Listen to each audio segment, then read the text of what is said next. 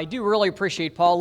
Paul literally came down from Wisconsin to speak here. He had planned on being later in the week to visit family, but he came down early specifically just for us. I mean, that is, to drive from Wisconsin just for us, I really appreciate him. Also, he didn't ask me to do this, but he is a financial planner. And Paul, what states are you licensed in? I'm licensed in 26. I don't know. Okay, so, and I don't know legally what we have to do for disclaimers. I know with attorneys we have to say advertising, don't make a decision based on advertising. This isn't an advertisement because he didn't ask me to do this. I'm the type of person, if I have to take $1 out of my pocket and I'm going to give that money to somebody for a product or service, I'd sure like to be somebody who supports our community instead of somebody I don't even know. So, I said he literally did not ask me to do this. Very sincerely, if you need a financial plan, you don't need and don't have one, I'll tell you what, there's a guy who believes in our community. So, what I want to do, let me turn this on here. But yeah, as Paul was saying, it really is all about relationships. And because there's going to be times, and Jeremy and Jeff can tell you, there was a situation either last year or the year before. I was in South Dakota at the time with Tom Pischke and they had literally, I think, 20 inches of snow. The wind chill was minus 35 or minus 40 degrees. It was just ridiculous. And we need to get the House hearing done in time to get the bill over to the Senate. And it was the last chance we had to get a House hearing. And it turned out we had an ice storm that day. And just about every committee shut down. They're like, we're having an ice storm. Anybody who's driven, you can drive in snow, but you can't drive in ice. And fortunately, the chair of the House Judicial Committee is a guy that I used to know years ago. We used to work out together. He worked out, I didn't. But we built a very, very good friendship over the last 20 years. And I just gave him a phone call, and I said, look, you can't cancel that committee. He's like, Mark, you understand, there's an ice storm. I said, I know, but we only have 2 weeks left to get this through committee or it stalls this year. And I'll be darned if he didn't put that committee on. And bless their hearts, Jeremy and Jeff were there monitoring because we had everything lined up. Jeremy does a great job of orchestrating these committee meetings. And he had to change on the fly who's going to testify. And they were speeding him through. I think he was given like 30 seconds at the end. He was like, okay, you got 30 seconds. Okay, you got 30 seconds. But that would not have happened without a relationship. And that's not me. That's the concept of the relationship. The relationships you have built can make or break your issue at certain times. And, Charles had a situation like that in Georgia that just did a phenomenal job the way he laid that out with the people down in Georgia to get a bill moving forward this past year.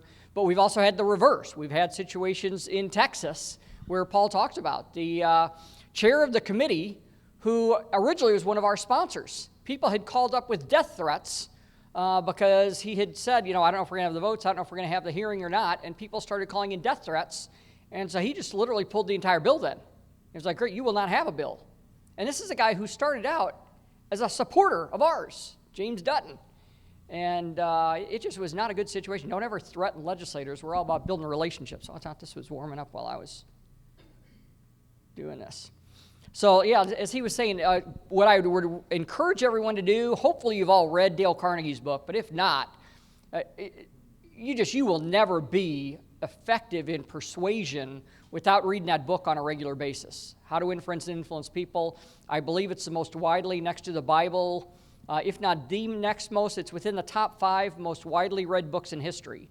After the Bible. But it's something that you need to read 3 times. If you're like me, the first time you're going to read it, you're going to notice what everybody else has to change. And then the second time you'll notice, maybe I could change 1 or 2 things. And then the third time you're like, holy cow, this book was written about me. I got a lot to change. And sort of as Paul was saying, I'm amazed, I get invited to a lot of legislators' house in St. Louis where we have, get-togethers, and I'm amazed at how many legislators tell me that people go to the Capitol and just feed them with a fire hose of information. And as Paul said, almost every one of them says, the number one thing you can do to a legislator, walk in the door and say, hey, I'm here to talk about equal shared parenting. What do you know about equal shared parenting? Have you ever heard of it being an issue, of it being a concern? By getting them talking psychologically, they're now connected to you. And you've moved it a little bit from their head to their heart. You've got to make that connection. So, but reading books like that, Dale Carnegie, How to Win Friends and Influence People, Florence Littauer, Personality Profiles, where she talks about the 4 personality temperaments. It's critical that you understand those temperaments. All of us are going to find ourselves in one temperament, and we're going to tend to talk to people in that quadrant, and we're losing a minimum of 75% of the people who aren't in our temperament. So I encourage people to be reading on a regular basis. What I want to do now is just real quickly go through the steps of getting a bill through, because I think some people know, but just in case, sometimes it's not a matter of what we need to know, it's a matter of what we need to be reminded of.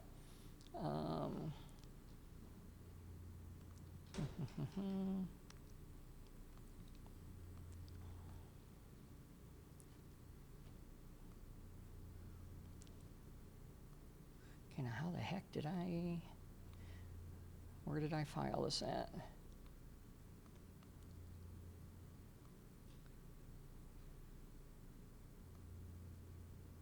If you see one that says steps in the process or flow, let me know. You can't see any of it. Oh, you can't. Oh, here we go. Okay, so now, there we go.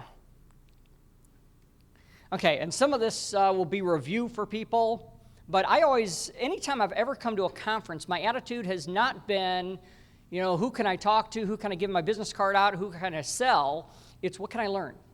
And as Paul will say, usually it's the biggest givers get the biggest gain. If when I leave something, if somebody made me feel good about myself, that's somebody I want to follow up with. If I just stood there and they just rambled and rambled and rambled, that's somebody I'm going to try and avoid. So I encourage everyone, as you come here to learn. Who can you learn? I guarantee you, whether it was Jeremy, whether it was Jeff, whether it was Dena, whether it's Carnell, whether it's Paul, every one of the speakers has information that we all need to learn. Even more. So I encourage you to come with that attitude. But real quick as we go through, not going to go into every single step, so this is going to be sort of a synopsis because a couple are going to bridge this together. Prep work. Obviously, you've got to do some prep work. You've got to build a team full of people, a dynamic different team with different demographics. You don't want everyone looking like the same person. You're going to want to make sure that you get some women involved, some adult children, an attorney if you can, a mental health professional. Build yourselves a team, and I think Carnell is probably going to talk on that. I think he had mentioned, so I'm not going to get into that. Matter of fact, I'll probably stop because he may talk even more about that, so I'll leave that more for him. Choose a... But, you've got to make sure that you've built a team full of people and that you have an orchestrated strategy. Now, you can just show up at the Capitol. My attitude is even a little bit of something is better than a lot of nothing. Sometimes you get people that they want to have everything perfect before they go through there, and you're never going to have anything perfect.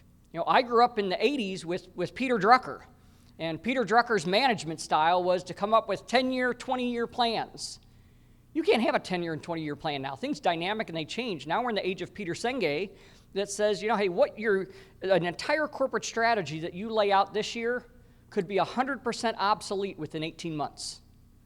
So we have to be a little bit more dynamic nowadays. But next step, choose an ideal sponsor.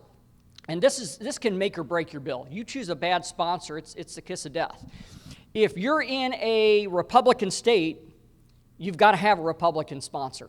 If you're in a Democrat state, you've got to have a Democrat sponsor. There's really no way around it.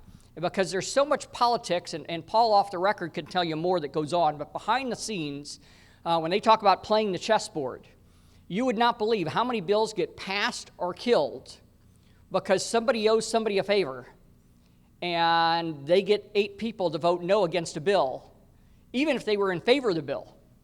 But it's, hey, if you want me coming to campaign for you next year, and I vote this way, you're going to vote this way.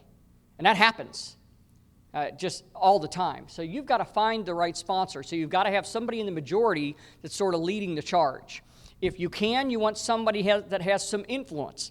If you can get a chair of a committee, and we had Chairman Runstead in Michigan. Boy, you get the chair of the Judicial Committee, that's pretty darn powerful. They're going to steer whether we get a committee hearing or not. So ideally, you want to try and if you can get the chair of the committee that we want it to go through. The other thing is, you want to look at that too, and I'll talk about that in a second, about choosing the committee. Every state will have something like a judiciary type of committee. They'll have some type of a family services committee. Some of them are going to have like a health and human services committee. So there's going to be different types of committees that your bill can be assigned to. You want to get your bill assigned to the committee you want it to, not at the whim of whatever the speaker does. So when you go to the Capitol, you don't just randomly meet with every legislator. You want to meet with a strategic purpose, because most people don't have time to go to the Capitol every single day. You're only going to, for the average person in here, you're lucky if you get to the Capitol once a week. Going once a week is not enough time to meet with every single legislator. So you better focus your efforts and figure out who are the most effective and efficient people for me to meet with during my time up there. Well, they're going to be in one of those types of committees. So you want to determine who's where on those committees. If you have a strong opposition on one of those committees, we want to find out, are they so strong they're going to dig in their heels? We might want to move it to another committee. In many states, you don't want a judicial committee because normally you get attorneys on a judicial committee, and the overwhelming majority of attorneys are always against us because that's feeding their industry. And just like anything else, a union will protect their union workers. Well, a bar member is going to protect fellow bar members. So normally a judiciary chair, but not always. You don't just say, oh, we don't want judiciary because they're all attorneys. In Michigan, there's times you want a judiciary committee. In Illinois, you have LaShawn Ford, who was on the subcommittee. We want it in that committee. So you want to find out, but it's ideal if you can get a sponsor on that committee. They're meeting with these people on a regular basis. They have a lot more sway with that committee than somebody else coming in. In very few cases, you may get a freshman coming in. Not always, but they're strategic things. So you have to get somebody that looks like they have star power to become a leader. You're much better off getting a sophomore or a junior. Sometimes you'll get a senior. Well, and let me clarify too, some states don't even have term limits. So if you have term limits, don't worry about this. In a lot of states, you have term limits where you have, say, 8 years and somebody's gone.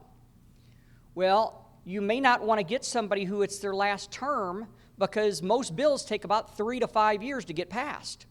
The last thing you want to do is educate somebody, get them all up just because they're have a senior leadership position, and now they're term limited out, and you've got to educate somebody new to come in and be the spokesperson. Very powerful if you have term limits to get someone in about their junior term, or their sophomore term ideally, if they look like they have leadership potential. But your sponsor can make or break a bill, and you've got to put a lot of time and analysis into that. Pre-file a bill. In every state in the country, you're allowed to pre-file bills. And just so you know, with Corona, if you don't pre-file your bill in 2021, it will not be heard. We just had an entire year of bills that stacked up that didn't get a hearing. All those bills are coming back next year, in addition to all the other bills that would have been coming in next year. So we have a backlog of 2 years' worth of bills. If your bill isn't pre-filed, it's too late. You showed up at the race while the other cars are already finished with the first lap.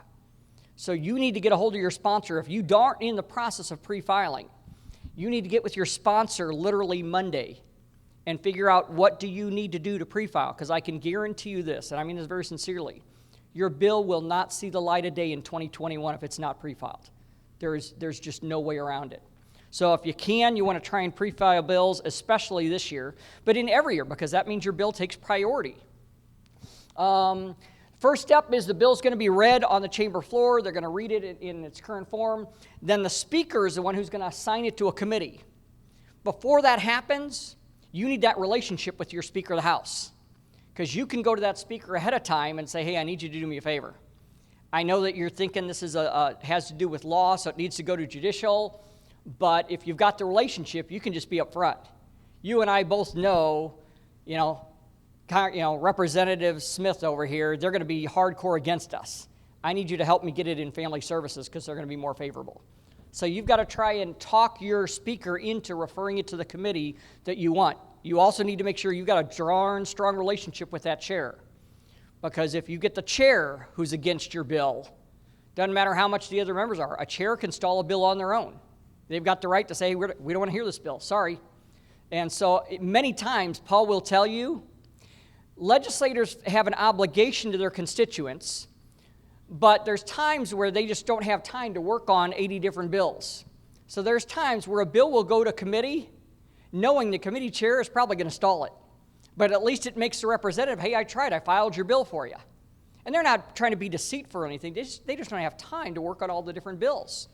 So you need to be very careful. You've got a relationship with the chair of that committee, because if you don't, in many cases, the reason it got assigned to that committee, it got assigned there to make it look like they're doing something when they're not. It goes to committee, and that's where it dies. And matter of fact, we had that happen in Missouri several times. The committee chair is the one who decides whether or not to hold a hearing. You normally will not get much notice. You're only going to get a couple of days' notice, if even that. There'll be times you may only get a day's notice. So it's important that you plan your strategy ahead of time. And as Paul said, in Missouri, we've got one orchestrator for the committee.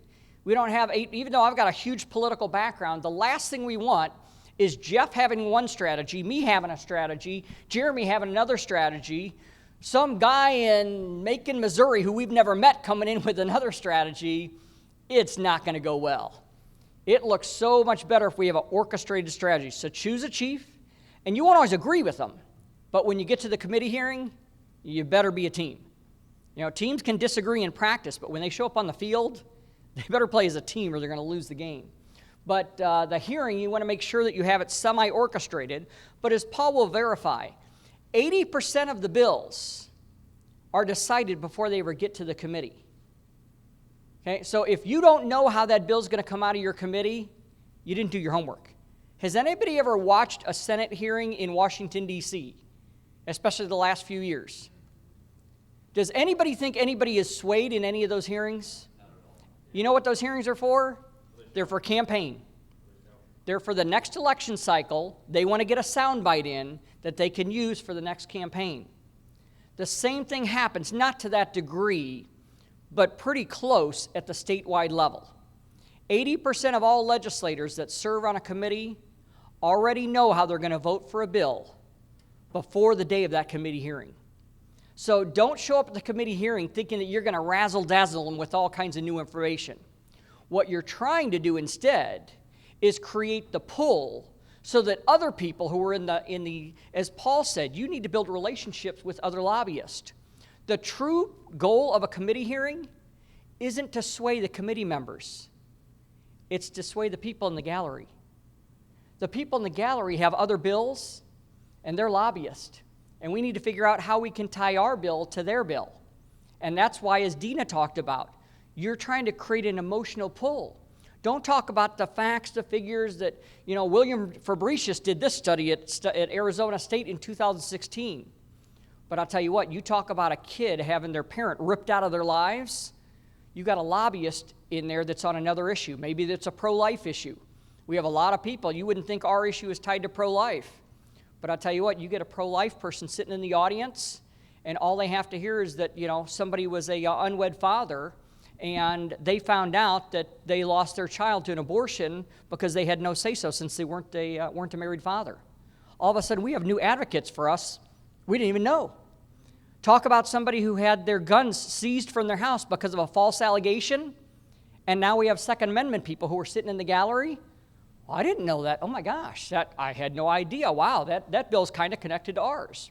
And all of a sudden we have another coalition pulling in. But just remember that. Your true audience is never the committee members. It's the people behind you that you're trying to sway to create a pull that, hey, this bill is important.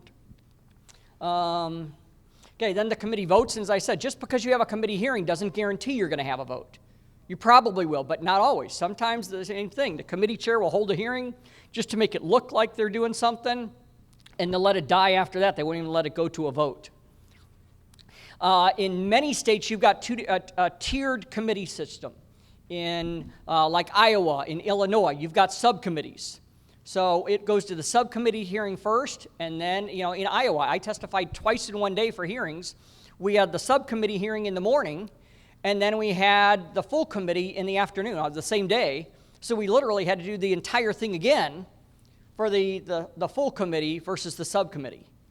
So find out what your state has. In Missouri, we don't really have. We've got a general laws committee that goes through after, but we don't really have hearings for that. But in many of your states, you're going to have two hearings. You're going to have a subcommittee hearing, and then you're going to have the full committee hearing. And you need to be prepared because, as I said, like Iowa, they'll do it the same day or within 48 hours.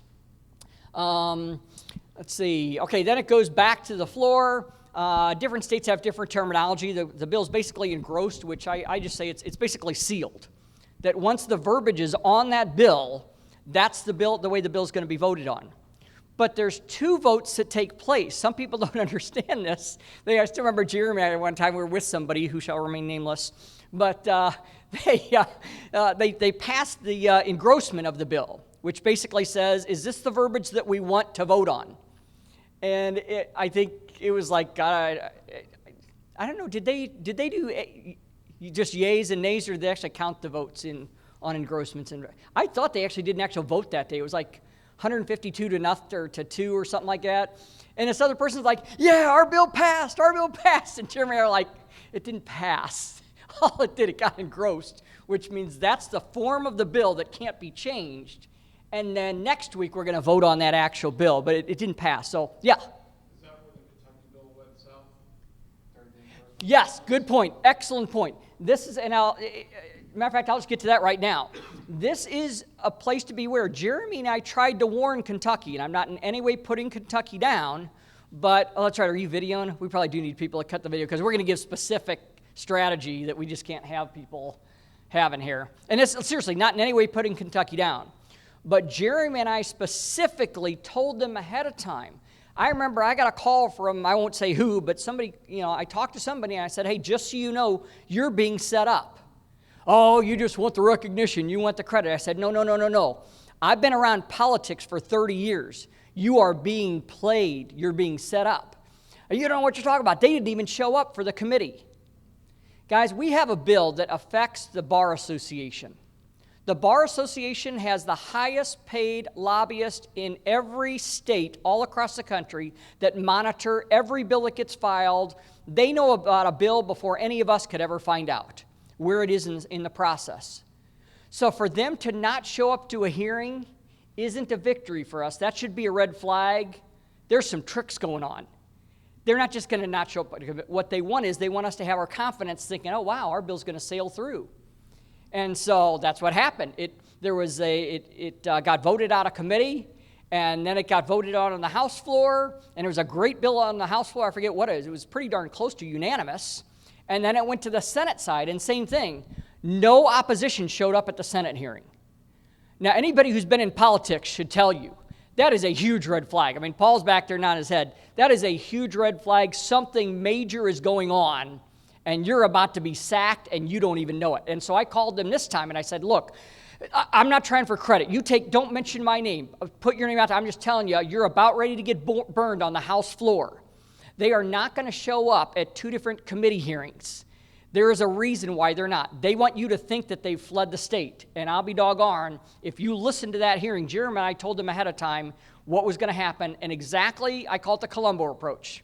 They let it get to the floor, and just before it gets engrossed, they get everybody buying into it, and then they say, oh yeah, you know what? This is a really good bill, but I tell you what, I would just feel so much better because, boy, there's just so much domestic violence and everything that goes on, and, boy, we'd sure hate to have a child hurt with domestic violence. So why don't we, because this bill's really good, but why don't we just add on something for extra protections for the kids that if anybody's in the process of having an order of protection filed, that should be a part of the bill too. And so then they have another person who's a plant across the room somewhere stand up and say, you know what?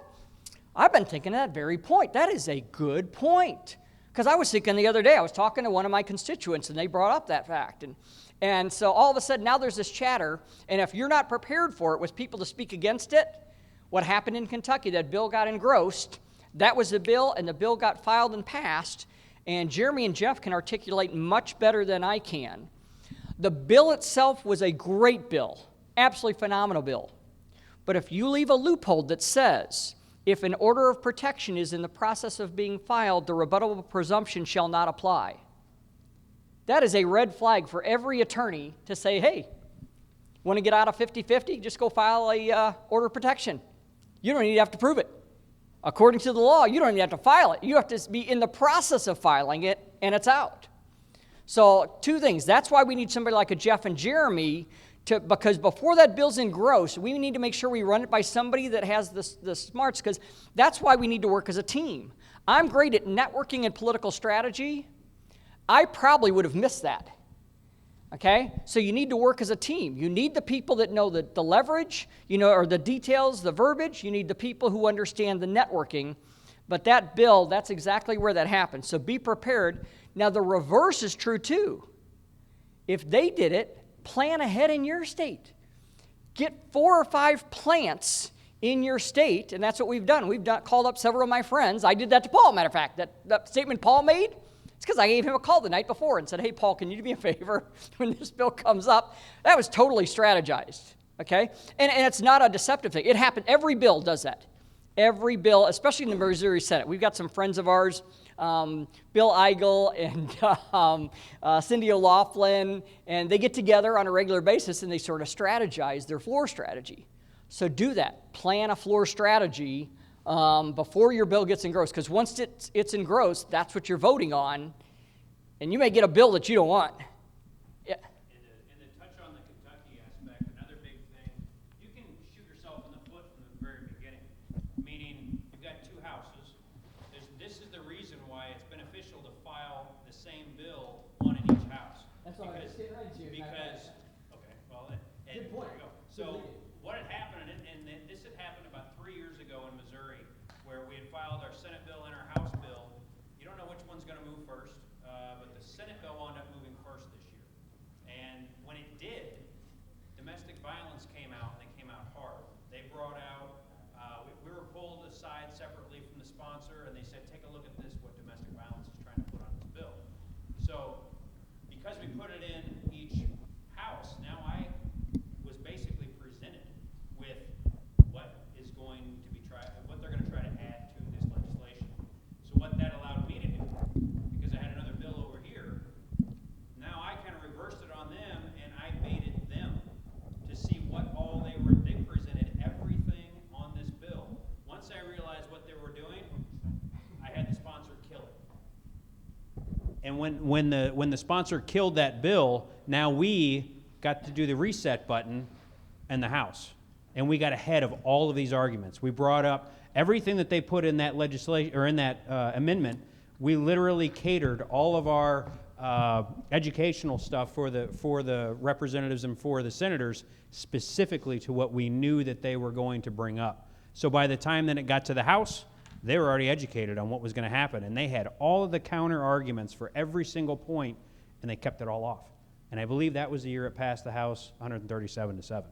So you have to utilize what's been given to you by remembering that if you only put in one bill and it goes the distance, you've put in, and this is where I think Kentucky made the mistake, they've put so much effort, rightfully so, into this, that by the time it got to decision-making time on that last moment, they just kind of deflated, like, but do we have to go through all this again next year? Why don't we just let this go? But now it's in statute, and now you're going to have to start all over to get that back out. That's the problem with just putting everything through with just one house and just letting it ride, because it's that last second, your hands are tied and you're cuffed. Yeah, and Jeremy can articulate too, probably better than me, but the biggest challenge with the Kentucky bill, and like I said, you've got to draw a distinction between the hard work that the people in Kentucky put in. They worked their butts off. So sometimes they get offended when we talk about this. I'm not talking about putting them down. They've worked hard, and they should be commended for what they did. But if you're wanting to get legislation passed, we need to analyze what went right, what went wrong. What do you want to make sure so you don't make a mistake in your state? So that's the only reason we're doing this, because I mean this very sincerely. Those guys worked their tails off, and they really do deserve to be commended. The challenge and why this is so critical is Paul will agree, when you pass a bill, if an amendment gets added on at the end, the momentum goes to the group that they got the amendment on for future bills. Because the psychology within the chamber is this bill would not have been sufficient without this amendment. So this amendment comes out with neon lights. This was a pretty important part of this bill. So now, as Paul said, you always have people trying to continue to move the ball. You're going to have the opposition trying to erode away at your bill. Momentum in Kentucky is now for the opposition because they got the amendment on. They had the last success of that bill by that amendment. So now they can actually do more damage to Kentucky because they have the ball in their favor now because momentum swung to them by getting the amendment on. That's the real damage. Yeah? Well, the question is, so everything was that they wanted other than that protective order statement, right? So would it be easier to, is it easier to go back and file an amendment to remove that language? Okay, very good question. The challenge is, and we almost should have Paul up here for this. If I'm a legislator and a state has already spent that much time on a bill, we're not going back and revisiting it. It's in there. And as a matter of fact, most importantly is that amendment. That amendment ain't being taken out. If it only got passed because of that amendment is the most important part for about the next 5 to 10 years. In most cases, you're going to have to get legislators to cycle out before you can revisit that bill. And so the damage to Kentucky isn't going to get another chance for easily 5 to 10 years. You just hit what I was going to say. In that situation, think about a lot of states are term limited. So the problem is, I call it a problem, once you get something enacted and you've got people with the momentum of why we need this in law, then they pass it, they don't want to have to keep revisiting the same stuff. So what'll happen is they get fatigued a little bit with that issue. So then just what Mark said is you have to almost wait for them to term out and get new faces in there to start to revitalize that again. So in essence, you would think that logically, but that's how there's so many issues that they cover. I mean, everything in statute, that they kind of hit something once, and if you're lucky, you can get 2 times out of the same people because you're dealing with just so many people and so many different opinions on this stuff. Okay, go ahead. We've got a bill here, we're looking for a sponsor for it. We're trying to fill people out. We think we've got it narrowed down to 1 senator, 1 representative that works, connected to HIP.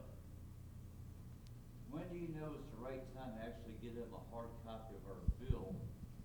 Because we don't want to make the same mistake we did last time, had that bill all over Lansing before we really get Yeah, good point. So many people think you need to have a written bill when you meet with the legislator.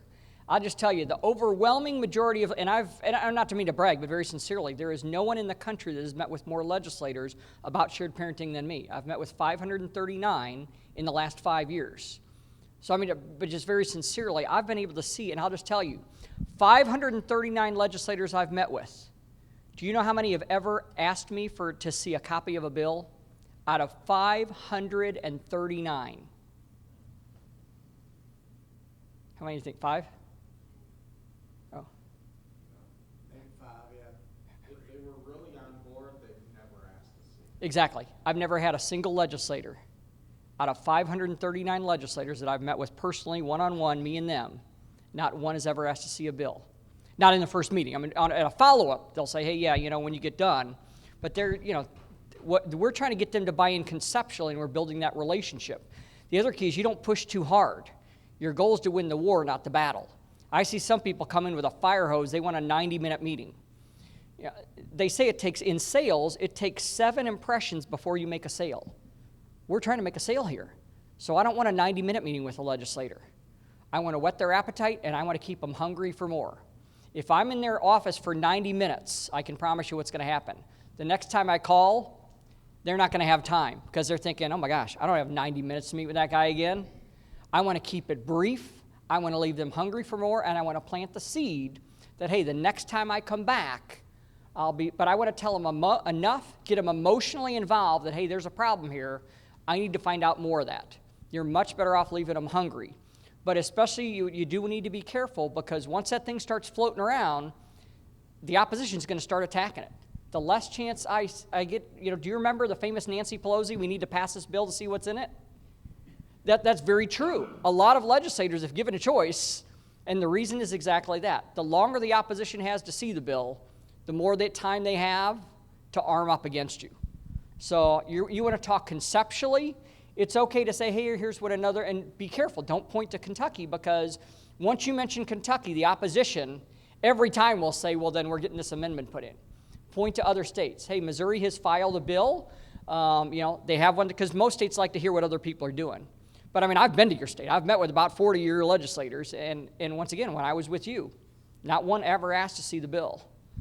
So with your state in particular, we need to make sure that Jim Runstead case, we need to talk to strategic people because your state, every state is like this. There's politics that goes on behind the scenes, you've got to be darn careful who you pick as a sponsor, because you may think you have somebody that acts like they're for it, but if they're running for re-election, or if they have somebody else that they owe a favor to, they're going to drop the ball on your bill because they owe a favor to someone else. And that happens in a lot of states. What I would recommend anybody that, in Georgia and in Michigan, that we help write legislation, the point is, just because you have it in hand, don't bring it. On your initial meetings, whenever you're talking with people, the point is, who do you want as a sponsor? Do you want somebody that you're going to say, here's the legislation, and then now they just put it in and they go through it? How much effort do you think that person is going to wind up putting into this? You want the person that you start talking about it, you have it ready. You can tell them that I have some language, I've been working on some language, but what are your thoughts on this? Start to engage and start to have that conversation. The right sponsor is the one that you start to see that, okay, their heart's in this. They are telling me about their personal story or a relative that they know, and they're really confused on what's going on. Once you establish that relationship that, okay, this is somebody that has the drive and the determination to actually follow through, their legislators are going to have so many different subjects and so many different bills of their own that you want something of this to be within their top 5 whenever, and you're going to figure that out real quick, because all of a sudden they're contacting you, they're following up with you, and they want to know, what else do you have, or what's going on, where are we at with things? At the same time, you start realizing that there's a two-way street with conversation. It's just not you always talking to them. That's when you bring it out, when you know that they have a vested interest in this, because those are the legislators that are going to try to move mountains down at the end of this that are going to actually push this thing through, because it's such it's the issue needs that push and needs that tight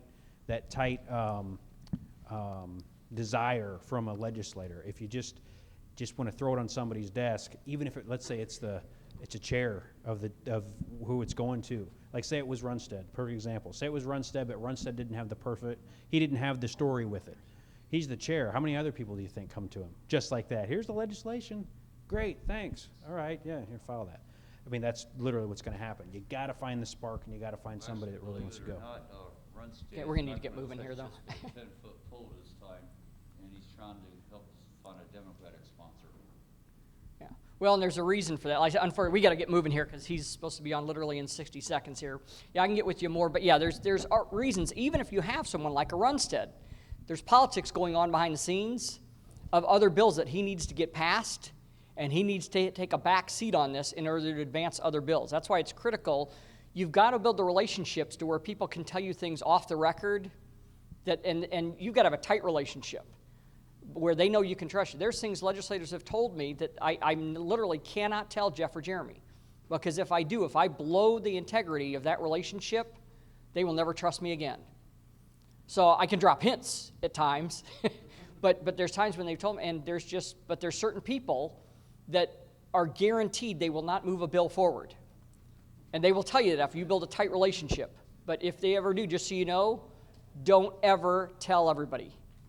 You can hint around, I don't think this person's going to bring this to the floor. But if somebody ever looks you in the eye and says, hey, just so you know, this isn't for public information, but I can't put that bill to the floor this year, don't ever say a word, because if word gets out that you just let that information loose, there's not a legislator in your state that'll ever talk to you again. So, anyways, we do need to get moving on. As we talked about, make sure that you file the bills in both chambers. Most states, I think of South Dakota, there's only 40 days in the session. Good luck trying to get a bill from start through the House, through committee, and then having to start all over in the Senate again in 40 days. I don't know if any of you remember, but the hearing that I was at the end of the hearing, they voted, and the committee said that they wanted to bring it up on the 41st day. And if you're not from South Dakota, you're like, oh, they're bringing it up. No, there's only 40 days in session. That meant the bill's going to die in committee. So you need to get a sponsor in both chambers, because there's most states, unless you're in a 2-cycle state, that runs a continuous cycle. Most states are on 1-year cycle. Some states are on 2 years that you can have the same bill carry over. But in most of those states, you can't introduce a new bill the second year, and sometimes you can't have a crossover in the second year. They can only do budget bills in the off-cycle year. So we need to find out. Like I said, there's so many dynamics. That's why you have to be very careful. Sometimes we have people that come to one of these conferences, and they meet people in the hallway, and somebody's very good in their state and they try to give advice to somebody in a different state. Unless you've been to the state in person, there's too many, whether they're term limits and not term limited, whether it's a Republican versus a Democrat majority, whether it's a super majority or a simple majority, whether they have a 2-year cycle or a 1-year cycle. There's so many dynamics. Be very careful about giving advice, because I've seen people that meant very, very well that gave advice to people in another state, but what worked in their state literally, you killed the bill by doing this strategy in a different state. What works in New Jersey and Illinois will not work in Arkansas or Georgia. I can promise you that. Totally, totally different states. So you're going to have a totally different strategy whether you're a red state, a purple state, or a blue state.